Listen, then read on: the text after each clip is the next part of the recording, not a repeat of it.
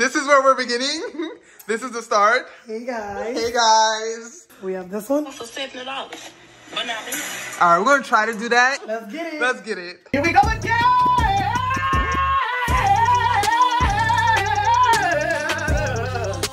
Here we go again. Listen, y'all. So I have the self-diagnosed title of family hair braider, but my sister's in town, so you know we got to get her right. So she really wanted this style of the braids with the curls at the end. So of course we went to the local beauty supply store, browsing and perusing, and she found this really pretty ombre hair color that she just had to try. So I'm going to do this one. It's an ombre effect, a little mix between a honey brown and a little bit of hint of red. Okay, a little hint of red. Where's the red? Zoom in.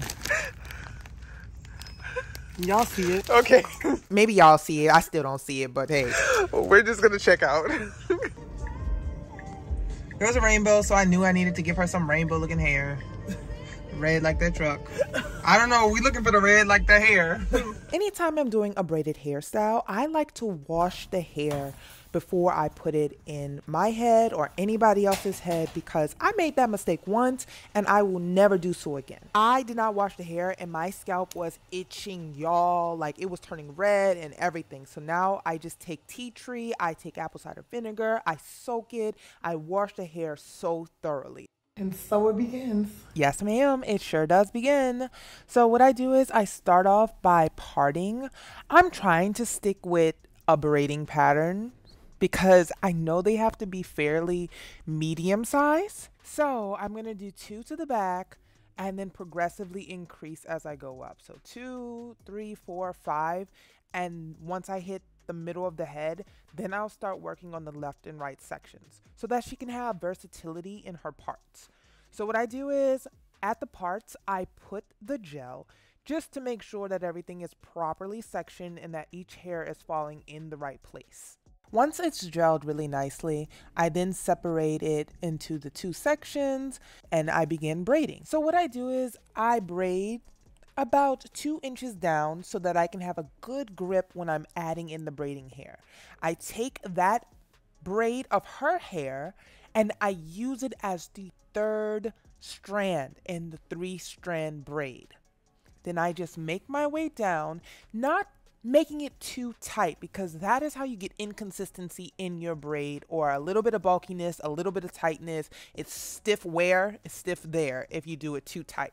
So I make sure it's a little bit of looseness in there. And as I'm making my way down, I want to make this as clear as possible. I take a little bit of the hair from the 1st and 2nd strand of the braiding hair and I add it to the 3rd strand, which is her hair, making sure that once her hair reaches its length, I can still braid on the way down. And the reason I'm leaving a little bit of hair unbraided is because she really wants those curls at the end. So what we're going to do later is set those curls at the bottom of the braid using flexi rod, rollers, wand curler, anything your heart desires. But you want to make sure you have enough hair to curl so you can get that full definition. Another sweet tip that I did use was I added a little bit of gel on the ends of her hair as I was making my way down, just to properly tuck it and so that it wouldn't be sticking out as her braids progressed over the week.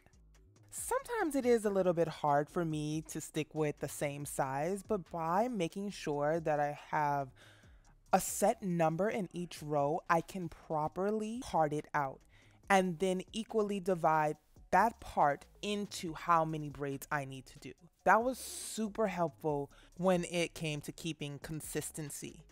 Why is she pouting? Okay, because we were watching this movie, we were watching Creed, and it was getting a little bit emotional. Like, that's your friend, bro. Like, that's your friend, bro. I'm not going to be a spoiler alert, but okay, Jonathan Majors, you're getting a little bit too above yourself. But yeah, she was pouting and I was like, what's wrong? Because I do not hurt you. I am very light-handed. I do not go hard. I make sure I take my time. So there's no pouting in my chair. I mean, do you express your emotions? I welcome them. But yeah, that explains the little pout. So we are moving along, baby. We're almost to the middle of the head. It is a great style if you're looking to get something done within 2 to 3 hours. It did not take that long. She blow dried her own hair. She didn't blow dry it super straight. I never recommended doing it super straight because just to protect your natural hair. And we got it done in 2 to 3 hours. Now we're on to the final braid in the front. I make sure that I braid it down a little bit longer just because it's the front of your head and you just don't want any strays sticking out. That's what makes your hair continue to look fresh longer. You know how it is. You know when it's getting a little fuzzy and you're like, maybe I need to re-braid the front because nobody really sees the back like that. So I like to braid the third strand, which is her hair, a little bit further down just so that I can tuck it properly and have a little bit of a better grip when I am tucking it. So I make my way down. The hair was being a little bit difficult because you know it's the last one, but I use a little bit of the hair gel, which I was using hair wax at that time, which was very soft, very moisturizing, and I just tuck away as I make my way to the end.